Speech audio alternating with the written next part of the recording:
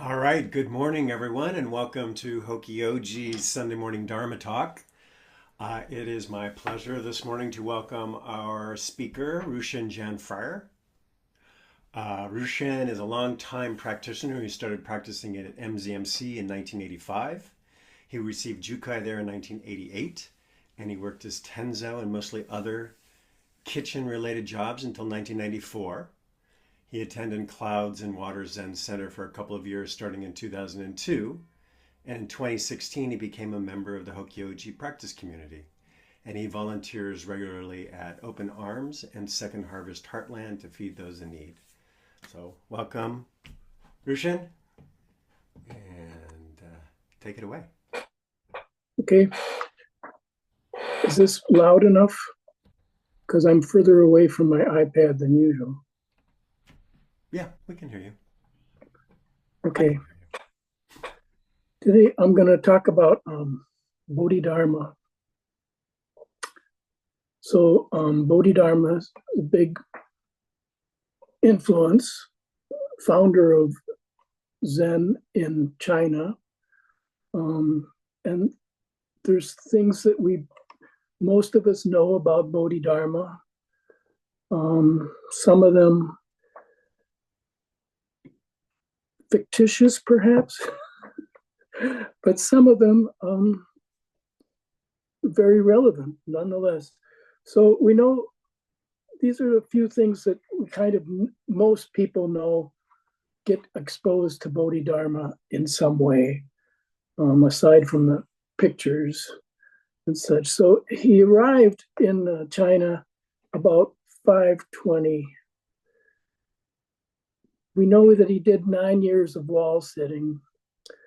We know that this so-called dialogue with Emperor Wu happened about 550. So he had some time to learn Chinese. And what's interesting is the dialogue with Emperor Wu that's so famous of nothing holy, no merit, I don't know. There's no record of that in the earliest recordings of the history, but like 2 centuries later, there's this story. So this is what happens a lot in Chinese. What's written down in China is things that are written like 100, 200 years after the fact, after the events, after the people live, after whatever. And it's not to deceive us in any way, but it's actually whoever put these together is actually trying to help us with insights into Dharma. So it's pretty common koan to say, why did Bodhidharma come from the West? So this is an interesting question because people were already practicing Buddhism in China. So this is what Red Pine has to say in his book, The Zen Teachings of Bodhidharma, in the introduction.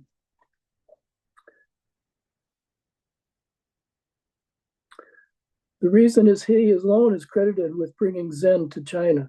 Of course, Zen as meditation had been taught and practiced for several hundred years before Bodhidharma arrived, and much of what he had to say concerning doctrine had been said before, 100 years earlier. But Bodhidharma's approach to Zen was unique. As he says in these sermons, seeing your nature is Zen, not thinking about anything is Zen. Everything you do is Zen. While others viewed Zen as purification of the mind or as a stage on the way to Buddhahood, Bodhidharma equated Zen with Buddhahood and Buddhahood with the mind and everyday mind. So this is also what's exemplified in the dialogue, was that nothing is holy. There's no merit. I don't know who I am. This is an influence on or expression of kind of Bodhidharma's unique way of practice. So one of these texts that was written a century or two after after the events is the Platform Sutra. So in the Platform Sutra, it talks about Bodhidharma is attributed to saying, seeing into one's nature. They bring this up in the Platform Sutra. So seeing into one's nature is routinely understood there as some kind of awakening experience. And awakening experience was a big point of interest around the time that the Platform Sutra was written for the Northern School, the Southern School, gradual or sudden enlightenment. But I couldn't find Bodhidharma. I'm not extensive looking around, but I couldn't find Bodhidharma actually saying that. But I did see a few places in this bloodstream sermon, which is attributed to Bodhidharma. And if it's not Bodhidharma, it's one of his close disciples, or one of his close disciples recording something that Bodhidharma said. So seeing into one's nature is close to this. Whoever sees his nature is a Buddha. Whoever doesn't is common. But if you can find your Buddha nature apart from your common nature, where is it? Our common nature is our Buddha nature. Beyond this nature, there's no Buddha. The Buddha is our nature. There is no Buddha besides this nature, and there's no nature beside this Buddha. So again, this is referring to our everydayness. Seeing into our nature is not seeing into some rarefied, purified state. It's seeing our everydayness, our everyday nature. So I think when he's saying seeing into your nature, he's saying into this very nature at this very moment. This is Buddhahood. It's not just about awakening. That itself is awakening.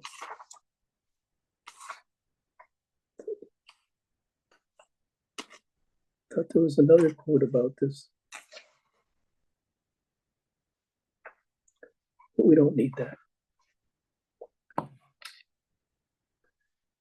So let's go towards the earliest records. Oh, here it is. Whoever sees his nature is a Buddha. Whoever doesn't is common. But if you can find your Buddha nature apart from your common nature, where is it? Our common nature is our Buddha nature. Beyond this nature, there is no Buddha. The Buddha is our nature. There is no Buddha besides this nature, and there is no nature besides this Buddha. To find a Buddha, all you have to do is see your nature. Your nature is the Buddha, and the Buddha is the person who is free of plans, free of cares. If you don't see your nature and run around all day looking somewhere else, you'll never find a Buddha. The truth is there. There's nothing to find. But to reach such an understanding, you need a teacher, and you need to struggle to make yourself understand. Life and death are important. Don't suffer them in vain. So again, this is us directly. So it includes everything. It includes awakening. It includes seeing through things. This brings me to what I really want to talk about is the earliest text that we can actually think is written by or composed by Bodhidharma is 2 entrances, 4 practices. So this book, the Bodhidharma Anthology, The Earliest Records of Zen by Jeffrey L. Broughton. He's a professor of religion, California State University, Long Beach. He's obviously a professor by the big words he uses in his translations. He has a very sophisticated vocabulary. But it's a pretty good book, and it talks about this long scroll that was found. And here's where it was found. The discovery in the early 20th century of a small walled-up cave within the Maokao grottos outside the oasis town of Tunhuang in northwest China has led to the retrieval of a lost Chan Zen literature from Tang Dynasty times, 618 to 907. One of these recovered Zen texts is the Bodhidharma Anthology, a collection of 7 pieces. Of the numerous texts now attributed to Bodhidharma, the first patriarch of Zen in China, only this anthology is now generally held to contain authentic Bodhidharma material. Jeffrey Broughton, this is from the back of the book, Jeffrey Broughton provides a reliable annotated translation of the Bodhidharma Anthology, along with detailed study of its nature, content, and background. So in these 7 pieces, the first piece is a short biography of Bodhidharma. So he lived to be 150 years old. So again, this is some kind of merging of fiction and reality. But the first little section is biography. The second section is two entrances, 4 practices. And the other sections are all kind of question and answer sections, which are pretty interesting. And what is also interesting is according to these scholars, the question and answer sections are in a more colloquial version of Chinese. So it's more conversational than formal, like formal written down text. But the 2 entrances, 4 practices is basically attributed to Bodhidharma. So I found it interesting to find out what actually was said very early on. Why did Bodhidharma come to China? It's a question that's brought up in koan because of the penetration into actual Zen practice versus any kind of emphasis on holiness or merit. So this is from John McCrae's book, Seeing Through Zen, where he talks about the early conditions. The designation, he calls it proto-chan. So because people were running around studying with Bodhidharma, they didn't realize they were founding Zen practice in China. They were only following this interesting guy who was sitting for 9 years, apparently. The designation proto-chan refers to the ill-defined activities of a set of practitioners surrounding Bodhidharma and Huikei, who were known for their dedication to ascetic practices and meditation. Beginning roughly around the year 500, overlapping with the so-called early Chan phase in the 7th and perhaps even into the 8th century, this group operated in a variety of North China locations. The extent to which the individuals involved conceived of themselves as participating in a single group or movement is unclear, and since they had no way of knowing of the continuity of their activities with any later school, even the convenient term proto-chan does not bear close scrutiny. Their activities are prototypic only to those who already know what followed.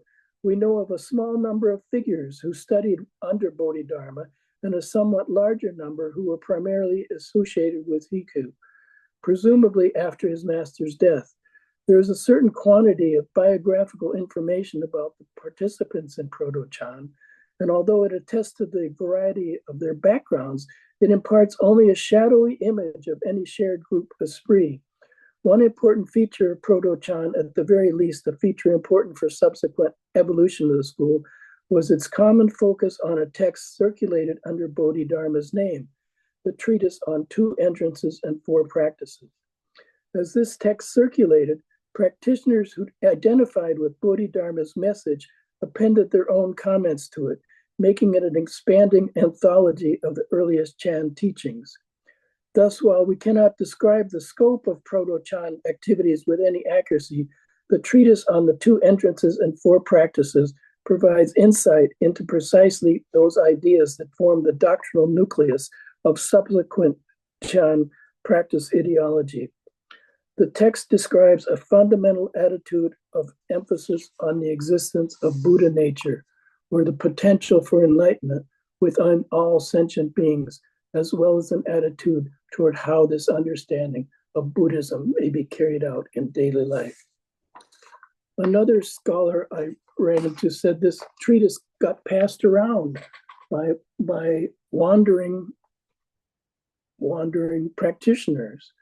And shortly after this Emperor Wu period, the empire kind of fell apart, and there was a political upheaval and a lot of violence. So there was a reason to go off in a cave and practice.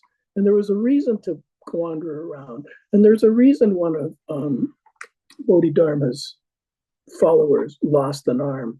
It was because it was a violent time and it was a hard time. And so people did go off into caves. So there was a benefit to going off into caves.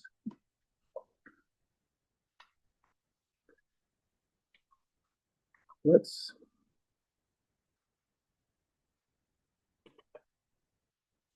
go right to two entrances, 4 practices. So I've come across 4 different translations, and it's interesting always when you come across these texts to go to different translations, because you get a better flavor if you compare translations. This translation comes from the Chinese by actual Chinese. It's a Chongtai Translation Committee. So it's a translation by committee. So imagine the issues they had to deal with. So 2 entrances, 4 practices. To enter the Great Way, there are many paths, but essentially they are of 2 means, by principle and by practice. So sometimes principle is translated as reason. There are 2 means, by reason and by practice.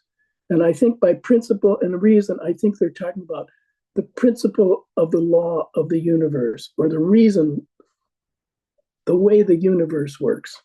So 2 means, by the way the universe works, understanding the way the universe works, and by practice. So this is interesting to me because right from the very beginning, Bodhidharma's influence is suggesting setting up guidelines for practice. And the practice is not as the other quotes saying, it's an everyday kind of practice. But here's the entering the way by principle, means to awaken to the truth through the doctrine, with a deep faith that all sentient beings have the same true nature. Obscured by the fleeting dust of delusions, this nature cannot manifest itself. If one can relinquish the false and turn to the true, fix the mind in wall meditation, understand there are neither self nor others, that mortals and saints are equal and one, abiding this way without wavering, clinging not even to the scriptures, then one is implicitly in accord with the principle. Being non-discriminative still and in accord is to enter by principle. Entering by practice means following 4 practices that encompass all other practices. They are accepting adversity, adapting to conditions, seeking nothing, and acting in accordance with the Dharma. So a lot of people have spent a lot of time trying to figure out what is meant by wall meditation. I'm going to suggest what Dogen comes up with was resolute immobility. So whatever we think Bodhidharma sat 9 years in resolute immobility. Some people say sit gazing at a wall, which is what we do. And some people think gazing or sitting like a wall. You can figure this out for yourself. So there's 4 practices: accepting adversity, adapting to conditions, seeking nothing, and acting in accordance with the Dharma. This would seem to be how we deal with life in the world. These are always interesting, useful, practical suggestions right from the start of Zen practice, right at the heart of Zen practice: accepting adversity, adapting to conditions, seeking nothing, and acting in accordance with the Dharma. Number 1, practice. What is the practice of accepting adversity? Now, there's 4 translations I have of this topic sentence, and one of them is accepting injury, accepting injustice. And injustice seems to be the most common translation, but injustice seems to be that somebody's out to get you, and there's such a thing as justice, and there's such a thing as having a concept that there's something fair and there's something now that's not fair. But accepting adversity is something I think is a better translation that this committee came up with, because adversity will always be there. When suffering, a practitioner of the way should reflect, for innumerable kalpas, I have pursued the trivial instead of the essential, drifted through all spheres of existence, created much animosity and hatred, maligned and harmed others endlessly. Even though now I have done no wrong, I am reaping the karmic consequences of past transgressions. It is something that neither gods nor men can foresee or impose upon me. Therefore, I should accept it willingly, without any resentment or objection. The sutra says, face hardships without distress. How? With thorough insight. With this understanding in mind, you are in accord with the principle, advancing on the path through the experience of adversity. This is called the practice of accepting adversity. Now, this, common to the culture at that time, is accepting this kind of karmic consequences of past lives. But I don't think we have to go back that far to see that we have done things that may be having consequences in this life, created animosity, maligned and harmed others endlessly. Maybe not endlessly, maybe somewhat. But this is something people like to have an explanation for why bad things happen to good people. This is a kind of argument, an explanation that kind of cuts off that argument. Oh, it's because of past karma. And you can believe that or not, but it kind of, and then you get into this idea of past lives. And instead of saying, bad things happen in past lives, you get into this other argument about, are there such a thing as past lives? But people want an explanation for why bad things happen to good people. But bad things happen to good people. It's just something that happens. And here I want to read something from Dogen.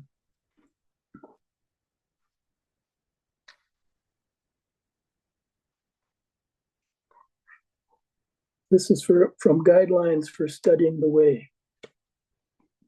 So this is suffering adversity. We're going to have adversity.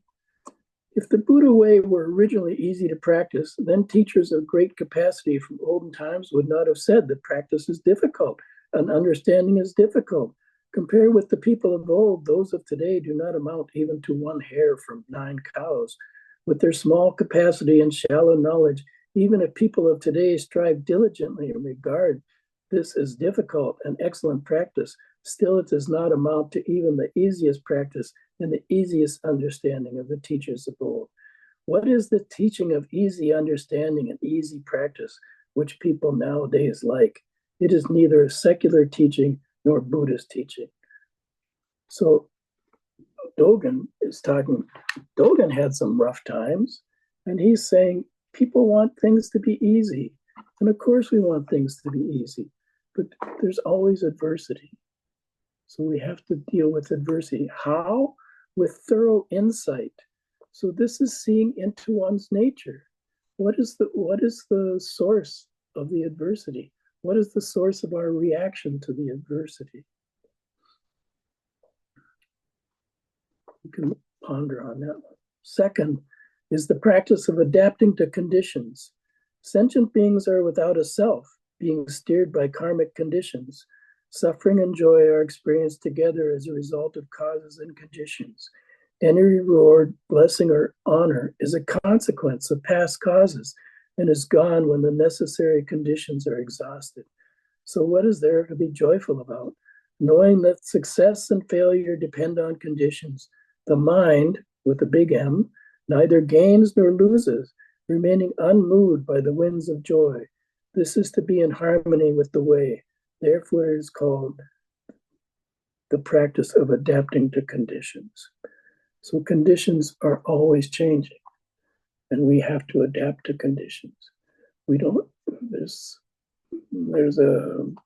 I don't know, we tend to cling to better conditions, hope that we can protect ourselves from bad conditions, but it's a difficult, and it's not very, it's rewarding in some sense, but you have to realize bad conditions are going to occur. And, referring back to the injustice, bad conditions are occurring. We have to adapt. We have to make ourselves peaceful under these circumstances, even though anger is justified under some circumstances.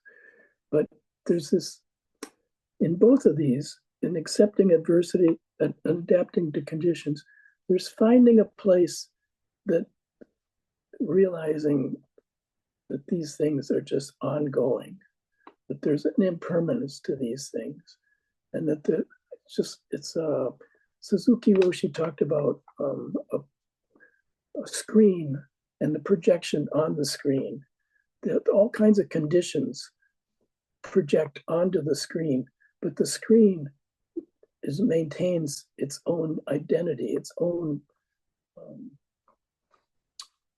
kind of set that doesn't change. It's unconditioned in some ways. All these conditions are projected onto the screen, but the screen itself stays. And this is the way with our consciousness. All of us are conditioned. All of these conditions have been projected onto the screen.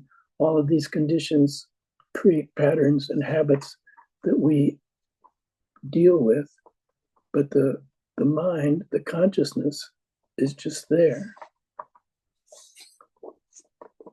Third practice, to seek nothing.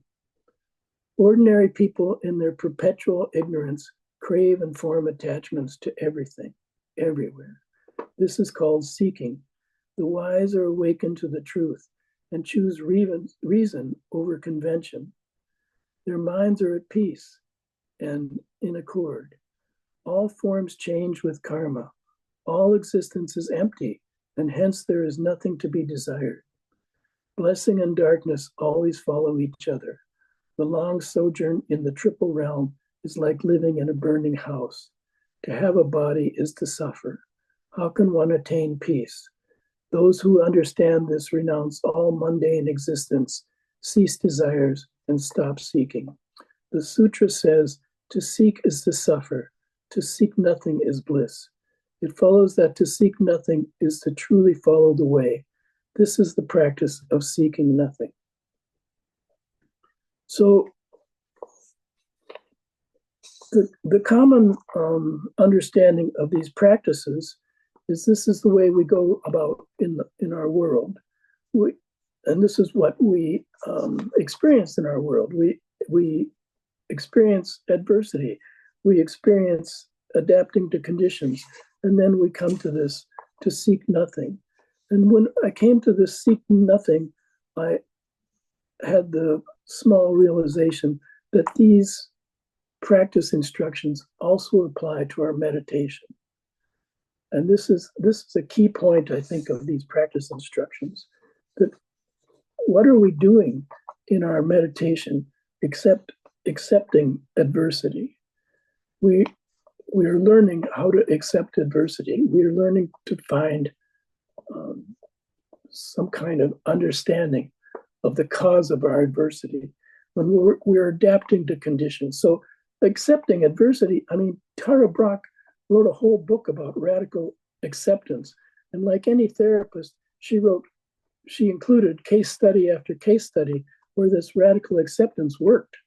She doesn't include any examples where it doesn't work, which is something that therapists, when they write books, they're not going to include those.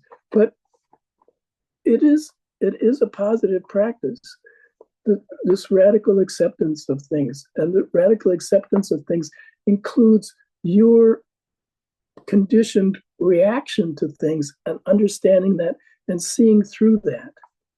And then the practice of adapting to conditions is all about impermanence.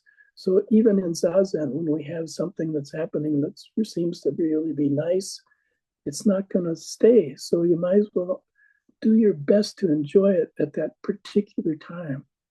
And this adapting to conditions, I remember Uchiyama Roshi had this funny little anecdote to when his teacher would yell at him. He would think, well, because of the law of impermanence, this can't go on forever. So he would be able to bear this being scolded because he knew it wouldn't go on forever. So these are all things that apply to Zazen. And if we don't practice these things in Zazen, I don't know how we would practice them out in the world. This is the key to actually practicing accepting adversity, accepting conditions, adapting to conditions. This is the way of our practice, is to work on them under very minimal conditions and see them in our mind so that we can respond more properly, more peacefully, more beneficially in the world than we might normally do because of our conditioning. The fourth practice is to act in accordance with the Dharma. The principle of intrinsic purity is the Dharma. And I think this principle of intrinsic purity is like Suzuki Roshi's idea of the screen. The screen is intrinsically pure. It has all kinds of conditions and situations projected upon it, but the screen itself is intrinsically pure. By this principle, all forms and characteristics are empty, without defilement and attachment, without self or others. The Sutra says, in the Dharma, there are no sentient beings because it is free of the impurities of sentient beings. In the Dharma, there is no self because it is free of the impurities of self. When the wise believe in and understand the principle, they should act in accordance with the Dharma. There is no stinginess in the Dharma, so practice the giving the body, life, and possessions with a mind free of parsimony. This is the one big word that this committee came up with, parsimony. Understand and retrieve triple emptiness with no reliance and no attachment. Practicing for the sake of removing impurities, one liberates others without becoming attached to form. This benefits oneself, benefits others, and also glorifies the Bodhi path. This is the perfection of dana, which is giving. It is likewise with the other 5 paramitas. In order to relinquish delusions, one practices these 6 perfections. Yet there is nothing that is practiced. This is to act in accordance with the Dharma. So this is the most difficult practice to understand and the most difficult to practice. In order to relinquish delusions, one practices these 6 perfections, yet there is nothing that is practiced. This is to act in accordance with the Dharma. So in the guidelines, Dogen's guidelines, which is interesting because a lot of these things are carried forward like 1,000 years later, and Dogen is talking about the same things. But he says we don't practice for the benefit of self, and we don't practice for the benefit of others. To practice for the benefit of self is to add a distortion to our practice. To practice for the benefit of others is also to add a distortion to our practice. These aren't necessarily bad distortions, but they are distortions. Dogen says something to the effect that when practice is pure, when practice is in accord with the Buddha Dharma, then things just arise naturally. This is kind of this idea of effortless effort, to be in the situation so completely that whatever the situation requires is what we end up doing. Not with an idea of the benefit to a self, not with the idea of a benefit of others, but just the situation, this big, complicated situation. We'll act for the benefit of that situation.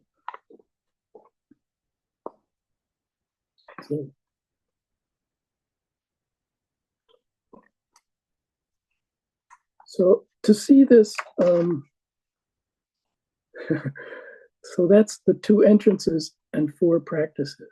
And I think it's a very interesting text because of the guidelines that Bodhidharma set out for his followers. And he just had a handful of followers, and these guys passing around this little text in little pockets of practice through northern China. And this little document, Bodhidharma's example, has just set off this huge school without wanting to be a school. And I think it's the same thing with Dogen. He didn't set out to start a school, but it happened because of his, resolute practice. So I have one more thing I want to read, but it doesn't have anything to do with Bodhidharma. This is from Shokin, and this is from the little newsletter he sent out. And I think this is just extraordinary. This is from Shokin. Our founder, Katagiri Roshi, talked about the time when he was asked to come to Minneapolis to become an abbot of a small group who had been sitting together for quite a while. He had some doubts about whether he was mature enough to take on the responsibilities of an abbot. Nonetheless, he responded to their invitation. That became the flowering of Soto Zen in the Midwest. The time never comes when you think you are mature enough. We often think that we are not ready for something, but Katagiri Roshi accepted and did his best with wholeheartedness, modesty, and humility. Maturity is an endless process. So this really, I know people who put on robes all suffer from imposter syndrome because they wonder, am I really good enough to be a priest? But this is Katagiri Roshi wondering if he's ready. And this is something we all go through. And I know I've had experiences. This really rang a bell for me, and I won't go into it now, but there was a time when I was in a situation and I knew deep in my heart that if I was spiritually more mature, I would be able to handle this situation. And I wasn't. And yet I was in that situation. So I know most of us have come across these situations because of love, we are often pulled into a room where we're not quite ready. But all of Shokin's talks end up with the phrase that he's about to say. When it's time to show up, show up. Every one of Shokin's talks ends up with this: stand up in your life. When it's time to show up, show up. Quiet your mind and stand up where things are. This is to array yourself in the entire universe. You are the entire universe, and the entire universe is you. Just be there in the river of life. The arising and disappearing of time is constantly offering life energy to emancipate yourself from any idea of yourself. Usually we have trouble with this. Sometimes we have to step outside of our usual way. To do this is to go beyond just what we like or don't like. If we live our lives for the benefit of all beings, this is to array ourselves in the universal world. Then you discover how great your capacity is. Maturity is an endless process, so be alive where you are now. It's a matter of everydayness. So it's a matter of everydayness, and this is the beginning of this matter of everydayness is exactly what Bodhidharma was talking about so long ago. There's no nature except aside from our nature. There's no Buddha nature except from our nature. This is the teaching. This is the founding teaching. So thank you for listening. If you have any shareable moments of wondering if you were mature enough for a given situation, this would be a time to bring them forward. Thank you for listening. Thank you, Ryushin. Does anyone, are there any comments, questions, codicils? I was trying to think of a big word. I took a little umbrage at that, by the way, but it's okay.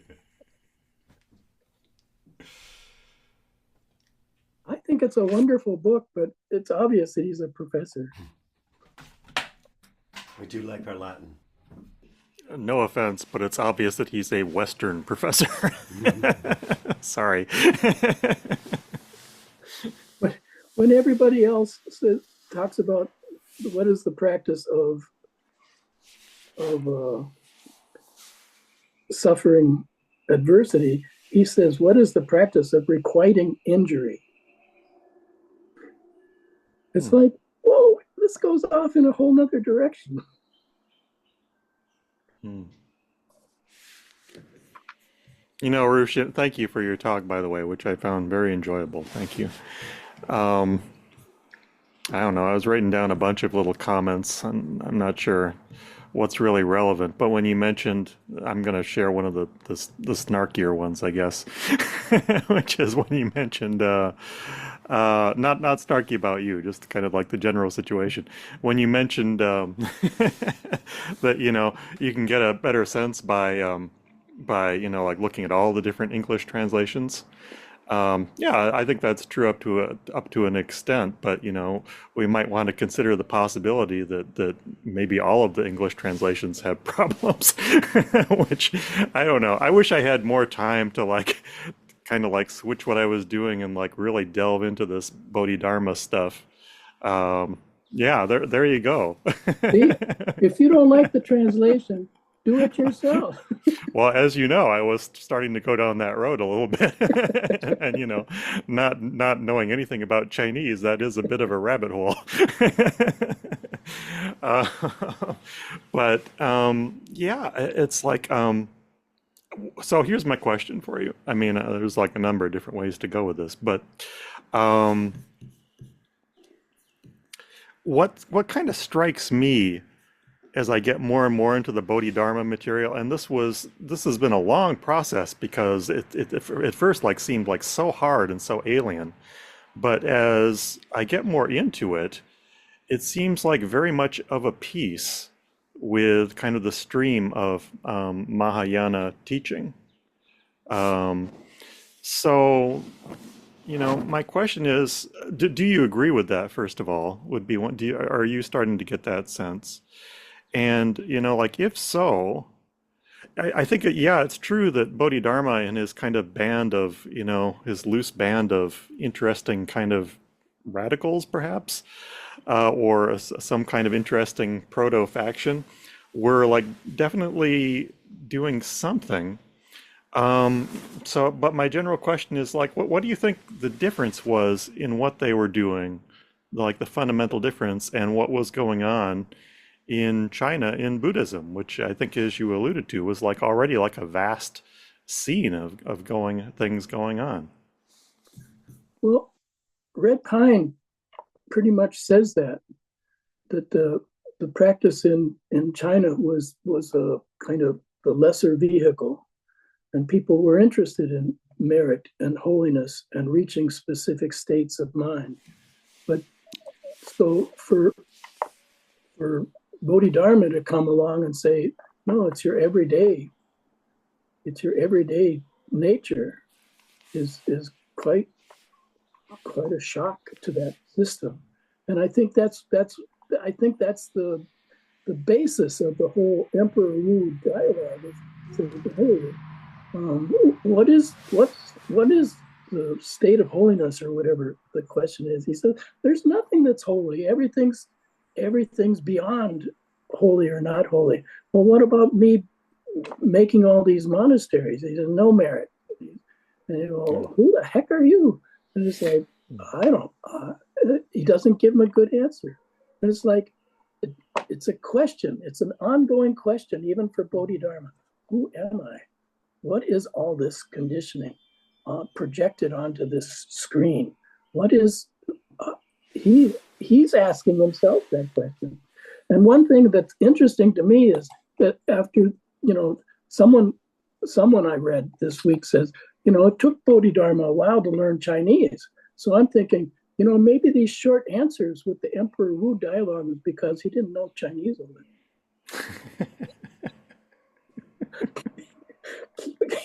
Keep it short, keep it simple.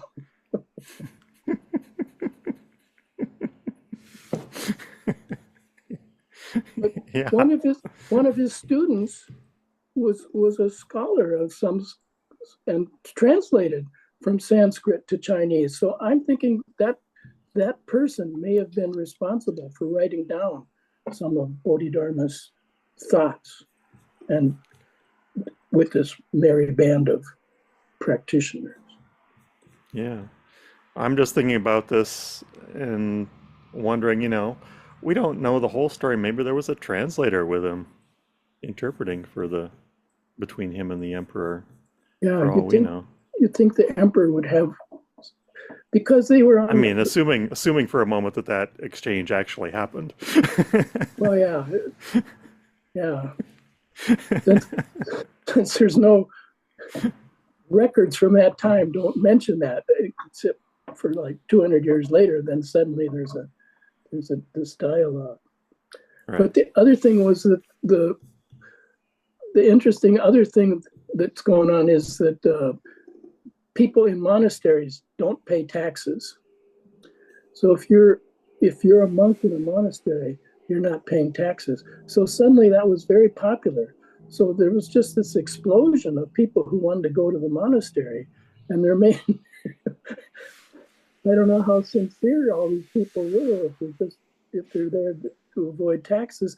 And then some of the political turmoil was because the monasteries got so big and powerful, and just like in Dogen's times, had kind of standing armies, or at least, protection, that the emperor or whatever political party was in charge started tearing down monasteries because they were too powerful and they wanted more taxes. So this is, everything has a consequence. Every action has a reaction. So, Which is interesting, I mean, because in some ways, based on what little I know, it's like not dissimilar to the situation in Dogen's time or before Dogen's time in like feudal Japan. I mean, the details differ, but there was a lot of stuff going on with regards to the religious system at that time.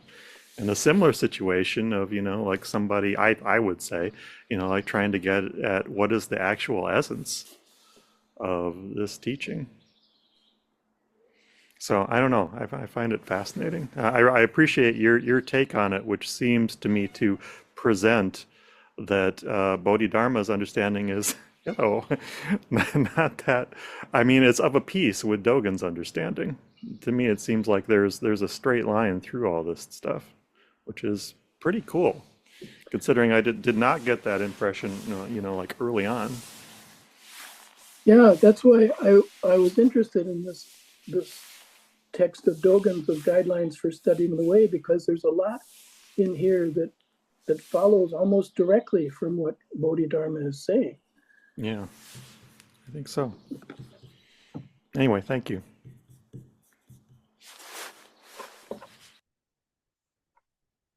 Jushin.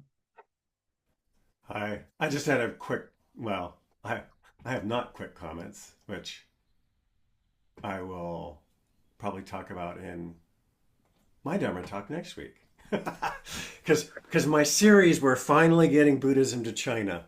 Finally getting so, but it is something to recognize that Mahayana Buddhism makes it into China at about the first century AD, and then Bodhidharma is basically the 6th century, and then Dogen is not until the 13th century. So there's a lot going on. But in terms of I just want to make the comment about translation. The problem with translation that's so hard is that, and I think this might even be more true with the ideographic writing in Chinese, is that the glosses between different languages don't necessarily align. So, if you look up run in the dictionary, I think there's 18 different definitions. Like the clock is running, the dishwasher is running, water runs, your nose runs, people run, you've got to run in your stocking. So these are not all the same thing. And all those glosses between languages don't necessarily align. So a lot of times, you just rely on it would be nice if like every single one was all the possible, I don't know how you could typeset it to make it all the possible definitions at once. But my understanding is that in ideographic languages, people are able to get all of the senses when they look at the ideogram versus when we do it in Latin characters. So that's why it's kind of an interesting problem translating certainly Chinese, less so if you're doing like Pali or something, because it's an Indo-European language anyway. So I was just going to mention that about that. And then the other thing is, I think Kikon alluded to it a little bit, is the translator a practitioner, a scholar practitioner. So it's like, do they have actually some sort of sense of what this should be or not? Yeah, and what is their sense of what this should be? Right. I think like really influences what comes out in the translation.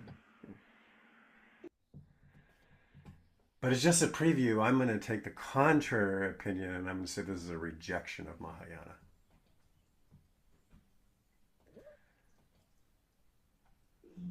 Wow. Well, that should be an interesting talk.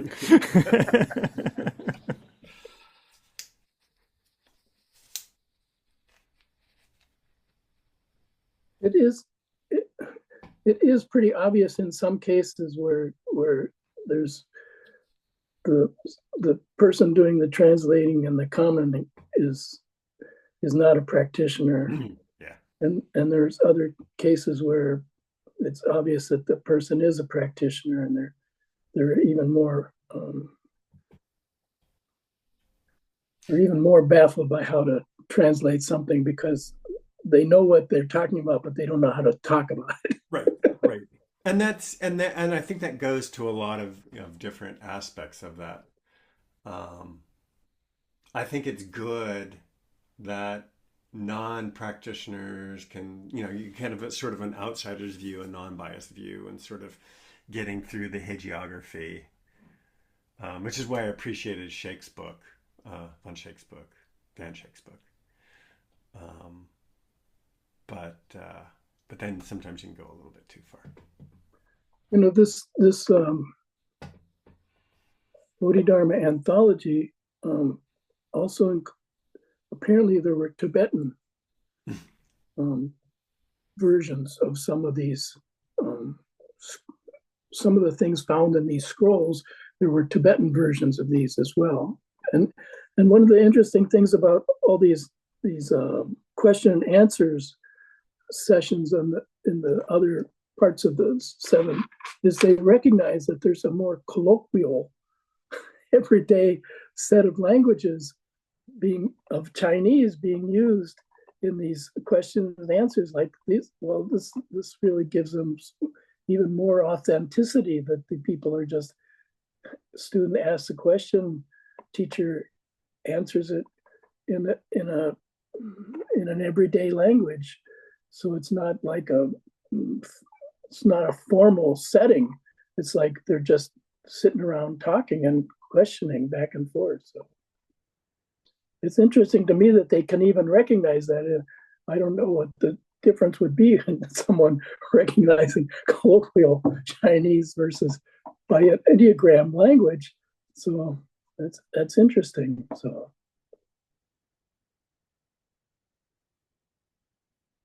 I'm looking forward to your talk. I'm looking forward to writing it. No.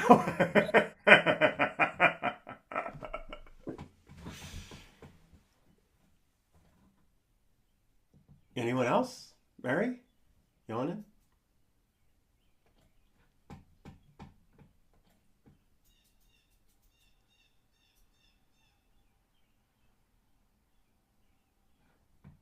If we can have such different interpretations of early Chinese experience, it just again shows how patterned and conditioned we are to see what we want to see. Well, there's a really big thing, a big difference. I meant to say this as well. I noticed this. So I teach, as some people know, actually, I teach graduate level artificial intelligence and statistics. I have students from everywhere.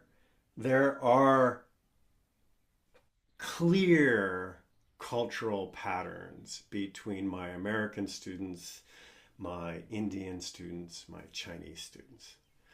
And, not to I'm not casting aspersions, it's just very much cultural differences. Is I have to be a lot more clear about my plagiarism expectations with Chinese students.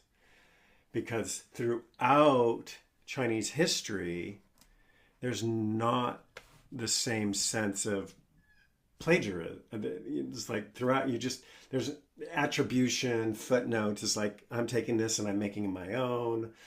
Even when I was taking calligraphy lessons, tracing, copying is part of your training. It's part of learning. There's actually an old, it used to be in the Western traditions as well for art that you would copy the master's paintings. I forget, there's a famous author who learned to write by just typing other people's great novels. So he was just copying them and typing them and learning the flow of language and learning everything. So, and then in the same thing, it used to be in the ateliers, you would copy other people's works.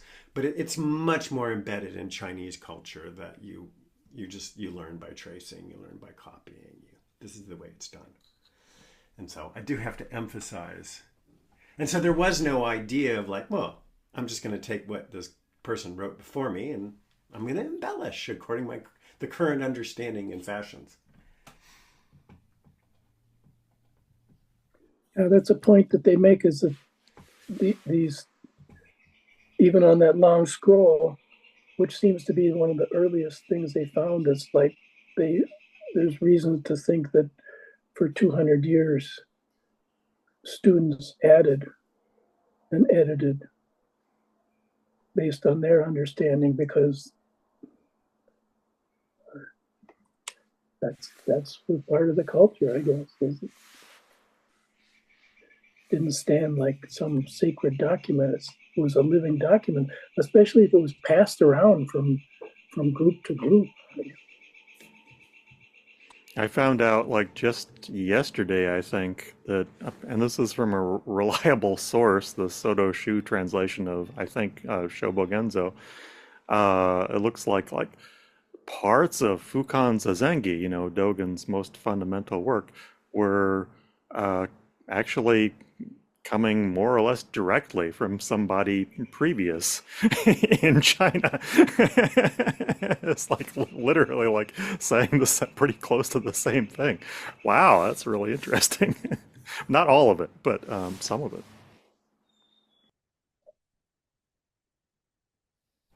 All right, we're at time. I want to thank everyone for coming, and it's good to see everyone. Jan and Mary, good to see you. Thank you, Jan, for Jan Yerushin. I don't. I'm not used to calling you Jan. Jan, Rushin. Everyone's got all these names. Kigan. Everyone have a great day. Let's see what we have going on. So for May, at end of May of Just Sitting Retreat, I think that's waitlist only now at this point. And then for those who with Clouds, there's June 18th is a Clouds-in-Water retreat with Fish Murphy. June 25th is Practicing the Way retreat with GD. And then just added, for those of you who like to plan really far in advance, July 17th is Naturally Awake with Mark Anderson and Melissa Link. So that sort of takes us there through a bit of July. And then July 26th, there's the other Clouds-in-Water retreat. So thank you everyone for attending. Let's go ahead and close with the vows. I'm just going to get this because whenever I do it in front of people, I always start forgetting. Beings are numberless, I vow to free them. Delusions are inexhaustible, I vow to end them. Dharma gates are boundless, I vow to enter them. The Buddha way is unsurpassable, I vow to realize it. All right, everyone have a great day, and we'll see you in the Zoom-do. Thank you. See ya.